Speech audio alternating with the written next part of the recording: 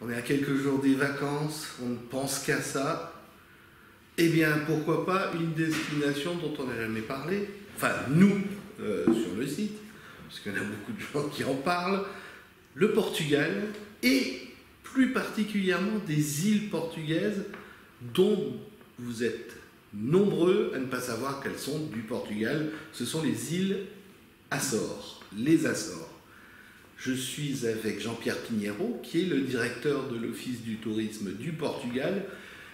Qui est mieux placé que lui pour nous parler de cette destination où, surtout, on peut voir des cétacés. Et je pense que c'est le rêve de nombre d'entre vous de nager avec des dauphins ou de voir des baleines. Et je pense que j'en oublie. Oui, en fait, c'est vrai que l'archipel des Açores, tout comme Madère, ce sont des archipels portugais. Et souvent, on l'oublie. Et d'autant plus que il y a une actualité forte, puisque nous avons enfin le vol direct pour les Açores au départ de Paris, de Roissy. Donc dès cet été, avec une première fréquence de 2 vols par semaine, qui va ensuite se prolonger avec 3 vols par semaine, et puis on espère que ça fonctionne bien, aller au-delà. Mais déjà une opération donc, cet été qui va se prolonger en septembre, octobre, et on l'espère aussi si la clientèle est là, et bien aussi en décembre, etc. Alors l'archipel est composé de 9 îles. On arrive sur Ponta Delgada, au départ de Roissy, où là, il y a déjà beaucoup de choses à visiter. On a un beau patrimoine avec les forts du XVIe siècle, avec évidemment la montagne, les volcans. C'est une destination privilégiée des amoureux de la nature, des randonneurs, mais pas seulement, des marins aussi, hein, puisqu'il y a notamment des spots bien connus des marins du monde entier. Je pense notamment à Fayal avec Horta, avec le Peters Bar, qui est ce bar mythique où se rencontrent les marins du monde entier. Ils viennent se rencontrer, ils laissent des petits messages sur le mur pour les amis qui viendraient plus tard, qui passeraient par là et qui pourront consulter les messages. C'est vraiment devenu un lieu de rencontre des marins du monde entier. Et sans vous couper, ça existe depuis longtemps ce bar. Oui, il y a une centaine d'années, donc c'est un bar qui est là depuis très longtemps. Et puis nous avons aussi l'observation des cétacés, vous en parliez. Alors évidemment, c'est le paradis pour qui aime observer les baleines, les dauphins, sachant que c'est un lieu qui est privilégié pour la rencontre donc, des baleines, parce qu'elles viennent y passer une partie de l'année voilà, quand elles sont pleines, etc. Et il y a vraiment des familles qui sont là-bas régulièrement. Donc, toute l'année ou voilà, c'est pratiquement toute l'année. Alors il y a des périodes un peu plus importantes bien sûr, mais quand on sort en mer aux Açores, on a quand même de très fortes chances de croiser des baleines. Les dauphins, c'est quasiment à chaque sortie. Il y en a vraiment toute l'année. Donc ça aussi, évidemment, ça plaît beaucoup aux enfants, notamment aux familles. Et puis pour la randonnée, je pense notamment à San Miguel, donc l'île principale où arrive le vol de Ponta Delgada, où vous avez la lagune des 7 cités, qui est une très belle lagune. C'est ce qu'on voit souvent dans les cartes postales des Açores. Et là, on a des lieux de randonnée vraiment somptueux à couper le souffle. Il faut savoir que les Açores est une destination considérée vraiment de tourisme durable et qui a eu des prix internationaux considérés vraiment comme des destinations du tourisme vert, du tourisme soutenable, durable, tourisme vertueux. Et c'est vrai qu'on a eu la chance aussi de ne pas être trop touché par le Covid. Donc voilà, c'est vrai qu'on peut se balader là-bas en toute sécurité avec la nature devant nous et c'est somptueux. Et puis vous avez, je pense notamment à l'île de Terceira aussi, l'île de Pico, qui est aussi très, très sympa, avec notamment des vins, il y a de très bons vins. Donc il y a aussi une route des vins. Ah bon, voilà, pour les Français, je sais où je vais aller alors. Pour les Français qui aiment beaucoup la thématique de l'énotourisme, du tourisme vert, de l'agrotourisme, et aussi le tourisme en espace rural. Donc il y a pas mal de choses à faire aussi à Pico. En général, nous conseillons au moins de faire, quand on a le temps, de faire au moins 2 voire 3 îles de l'archipel. Donc par exemple Saint-Miguel, Terceira par exemple, Fayal, voilà, au moins 3 îles. Pico aussi, quand on peut étendre un petit peu au-delà d'une semaine, le séjour, c'est ce qu'il faut au minimum. Moi, je vais poser une question qui pourrait m'intéresser plus que d'autres. Je suis plongeur. Est-ce qu'on peut plonger, masque ou simplement tuba avec les cétacés ou voir de la plongée comme on en fait un peu partout à moins 30, moins 20 ou moins... Bien sûr, bien sûr. Alors pour les baleines c'est un peu plus compliqué parce que là on s'éloigne un petit peu de la côte, mais c'est faisable, mais pas pour les... Il faut qu'on déjà un plongeur émérite, etc. En revanche, les plongées un peu plus proches donc, de la côte, où là on tombe sur des dauphins, ça c'est relativement régulier. Et puis sinon il y a de très beaux spots de plongée avec des fonds marins somptueux, et c'est évidemment une destination aussi clé pour les amateurs de plongée. Pour ceux qui préfèrent sur la plage? Alors oui, donc vous avez plusieurs choses. Alors évidemment, ce sont des îles volcaniques, donc c'est pas forcément l'idéal, il n'est pas forcément pour la plage, mais sinon oui, je pense notamment à San Miguel, je pense aussi à Terceira, il y a parfois aussi des piscines naturelles, donc ça c'est très intéressant notamment pour les enfants. Et puis, donc, ils sont là, à même la Roche, avec l'eau de mer. Voilà. Il n'y a pas de courant, parce que voilà. Apparemment, vous êtes quand même... Il y a des zones protégées, les zones balnéaires qui sont aménagées dans des lieux où il y a moins de courant et où ça ne craint rien pour les enfants, notamment. Et puis, il y a aussi, bien sûr, les hôtels avec les piscines, et puis des hôtels qui donnent aussi sur la mer, évidemment.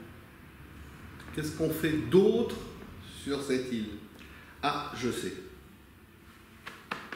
On mange. Oui, alors là, comme un peu partout au Portugal. Oui. Un peu partout au Portugal, mais c'est vrai qu'on a évidemment de bons fromages, déjà de très bons fromages. Les fromages de San Miguel sont très connus au Portugal et commencent à le devenir aussi maintenant, notamment en France.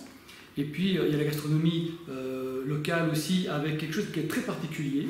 C'est un pot-au-feu qui se fait en cuisant sous terre, dans la partie volcanique, avec la chaleur du sol et des vapeurs volcaniques.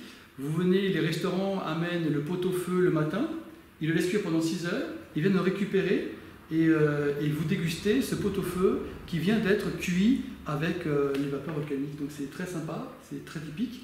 Et puis c'est un pot-au-feu qui est une des spécialités des Açores. Il faut savoir qu'aux Açores, on a aussi des plantations d'ananas, hein, donc c'est aussi intéressant de le savoir, et puis aussi de tabac et de thé. Nous avons donc du thé aux Açores et nous avons aussi du tabac aux Açores. Donc ça marche aussi bien pour les groupes incentives notamment, qui peuvent aller s'amuser à aller récolter le tabac notamment, ou les feuilles de thé. Voilà, c'est toujours une activité qu'aiment bien faire les groupes et qu'aiment bien proposer, enfin que les agences aiment bien proposer aux groupes.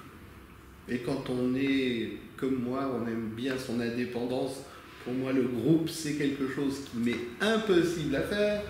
Donc, est-ce que je peux préparer, je ne sais pas, un voyage d'une semaine en me disant je vais faire telle île, bouger par mes propres moyens ou par les moyens locaux. Donc, qu'est-ce que... Ça ne pose aucun problème. D'ailleurs, c'est la majorité de la clientèle française qui se rend aux Açores. Ce sont essentiellement des individuels. Donc, qui prennent le billet d'avion, qui peuvent avoir une voiture sur place pour se balader dans les différents archipels, différentes îles de l'archipel. Et puis ensuite, il y a soit des passages d'île en île en bateau, soit en avion. Il y a aussi des passes. Il y a des formules intéressantes de passes avec la SATA Airlines, qui est la compagnie qui fait d'ailleurs le vol CDG Ponta Delgada. Des passes qui permettent de faire ensuite de l'inter-île sans aucun souci. Alors, qu'est-ce que vous recommandez à un voyageur lambda qui n'a aucune idée de ce qu'il a envie de faire, mais qui a envie de passer 8 jours, on va dire, au soleil et à la mer? Je dirais de faire au moins un combiné, donc San Miguel, puisqu'il va atterrir à Ponta Delgada, de faire au moins San Miguel, avec notamment la visite culturelle des forts, les vieux forts du XVIe siècle, la nature avec ces balades dans la lagune des 7 cités qui est somptueux. Je pense au jardin exotique là, de Terra Nostra qui est vraiment une perle que les touristes aiment bien visiter. Et puis il pourrait combiner avec, je dirais peut-être à ce moment-là, avec Angra do Heroísmo qui est classé au patrimoine mondial de l'UNESCO. Donc faire comme ça 2 îles, ça ferait un petit combiné sympathique en restant peut-être 3 jours dans l'une et 3 jours dans l'autre, et ça ferait un petit séjour de 6 jours, 7 jours. S'ils ont un peu plus de temps, de faire au moins, d'ajouter au moins une 3e île, pourquoi pas Pico, voilà, par exemple, Tercera, enfin, à voir. Parlons budget pour terminer, c'est la mauvaise question, je sais que c'est celle qu'on n'aime pas aborder, mais bon, pour celui qui a un sac à dos et qui n'a pas un gros compte en banque, il faut compter combien, enfin à peu près par jour. En dehors du voyage, le voyage, bon, bah, on ne peut pas le compter dedans, mais on dort pour quelle somme et il faut penser à combien par repas. Il y a tout type évidemment de formules d'hébergement. Vous avez de l'hôtellerie classique, 4, 5 étoiles évidemment, avec des tarifs qui seront un peu plus élevés. Mais vous avez aussi, je l'évoquais tout à l'heure, beaucoup de tourisme chez l'habitant ou de petites infrastructures en espace rural, où là on parle de la nuit peut-être à 30, 40 euros, voire de choses même plus économiques si on est chez l'habitant. Hein. Ça aussi, on peut imaginer des choses encore plus économiques. Au niveau de la restauration, c'est pareil, c'est-à-dire que dès lors que vous sortez des hôtels, des grands restaurants dans les centres historiques, vous avez plein de petites tables où vont les habitants, vraiment les locaux, et franchement, on parle là de repas à moins de 10 euros, des repas vraiment complets, entrée plat dessert à 10, 12 euros. Donc franchement, on s'y retrouve très facilement sur le coût de la vie sur place, qui est vraiment très intéressant pour un Français. Donc c'est déjà vrai au Portugal continental, mais encore plus vrai aux Açores. Et alors au niveau luxe, c'est quel budget, puisque là vous donnez un budget qui ressemblerait à, on va dire, à maximum 50 euros par jour en bas, et voire moins, et on a envie d'un peu de luxe, du 3, 4 ou 5 étoiles, quel est le budget de départ? Un hôtel confortable aux Açores, vraiment à 4 étoiles par exemple, on a des nuits ça dépend de la saison bien entendu, mais on peut s'en sortir à 70 euros, 80 euros, à moins de 100 euros, sans aucun souci. Ça va dépendre de la saison, ça va dépendre du taux de remplissage, mais en ce moment il y a de belles promotions, il faut en profiter. Il y a des belles promotions par les agences françaises et les tour opérateurs qui programment les Açores. Avec la lancée du vol, il y a aussi une belle perspective, donc, et puis la reprise des voyages avec cette pandémie, on est encore loin de la capacité qu'il y avait avant Covid, donc les hôtels ne sont pas pleins, donc les tarifs restent très très raisonnables, même en 4 étoiles. Bon, on a déjà une bonne idée du séjour.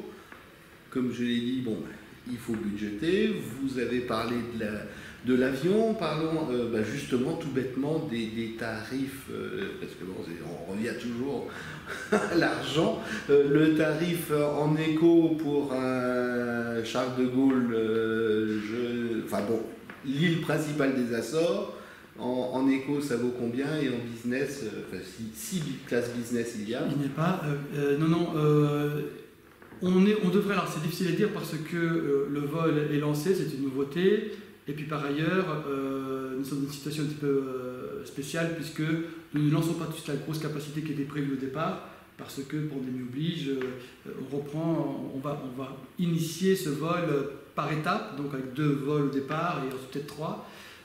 Mais je pense qu'on devrait être autour de tarifs autour de 200 euros, un peu plus, 300 euros selon la période. Ça va dépendre aussi de comment va se remplir le vol, donc c'est difficile à dire. Ça dépend aussi des agences et des tour opérateurs. Certains qui auront des allotements auront des tarifs plus intéressants que l'achat en direct sur le site de la compagnie aérienne. Donc c'est difficile à dire. On devrait être dans des fourchettes franchement raisonnables sur un vol qui fera à peu près 3h30. Donc on est sur des fourchettes de prix tout à fait normaux sur un vol de 3h30 un peu partout en Europe. Bon, alors, on peut donner qu'un seul conseil, allez aux Açores, allez vivre votre rêve, ça c'est certain. Je suis sûr que dans ceux qui m'écoutent, il y en a beaucoup qui ont envie de nager avec des dauphins et non pas de les voir en captivité. De voir des baleines, bon certes c'est un peu plus gros, un peu plus massif. Moi j'ai déjà vu aussi, j'ai vu les deux, mais dans d'autres pays bien plus lointains. Donc c'est ce que je peux donner comme conseil. Oui, et puis surtout ne pas oublier que c'est vrai que les Açores, c'est vrai que Madère aussi par exemple, nous sommes dans des destinations qui sont complètement exotiques tout en restant en Europe. C'est-à-dire qu'aujourd'hui on sait que malheureusement les destinations long courrier ne vont pas être rouvertes toutes tout de suite. Oui. Il y a malheureusement encore beaucoup de destinations long courrier, que ce soit en Asie, que ce soit en Amérique, que ce soit en Afrique, qui ne sont malheureusement pas ouvertes tout de suite. Et nous avons, c'est vrai, là une destination qui vraiment sort de notre quotidien. On est vraiment dans une destination exotique avec une flore et une faune qui est complètement différente de ce qu'on peut trouver en Europe continentale et au Portugal continental, tout en étant à 3h30 de vol. Si non fala portugais, ce qui est mon cas, est-ce que là-bas on parle français, espagnol, anglais? Quelles sont les langues qui sont, je dirais, courantes, qui sont faciles à trouver? Parce que moi, je me souviens être allé au Brésil, mais je ne comprenais pas un mot. Voilà, j'ai réussi à dire les 3 mots que je connaissais en portugais. Donc, est-ce que là-bas, le problème est... Non, parce que d'abord, il y a un fort lien historique, culturel avec la France, une grande communauté portugaise qui a vécu ou qui vit ou qui a de la famille en France. Donc il y a un lien avec la France qui est beaucoup plus important que ne peut l'avoir le Brésil. Et en plus le Brésil c'est un portugais avec un accent qui n'est pas forcément facile pour qui ne maîtrise pas la langue. Non, aux Açores comme d'une manière générale au Portugal, on se débrouille toujours ou avec le français ou avec l'anglais. L'espagnol évidemment parce que c'est une langue assez proche, on arrive facilement à s'exprimer en espagnol et à comprendre le portugais si on domine l'espagnol. Mais le français et l'anglais sont 2 langues qui sont répandues assez facilement. Bon, ben voilà, on a répondu à quasiment toutes les questions parce que j'imagine que vous en avez des centaines d'autres. Et bien les centaines d'autres, vous les posez soit à l'Office du tourisme du Portugal. Visiteportugal.com, c'est très simple. Visiteportugal.com, il y a toutes les informations, toutes les suggestions, des idées. Il y a beaucoup de choses qu'on n'a pas abordées et qui ne me passent même plus par la tête. Donc il y a tellement de choses à dire sur les Açores, mais n'hésitez pas, visiteportugal.com. En plus, il y a des vidéos, il y a des images. C'est beaucoup plus parlant. Ben comme ça nous permettra de nous revoir pour parler de Madère et d'autres villes du Portugal. Avec plaisir. Merci beaucoup. Je vous en prie, à bientôt.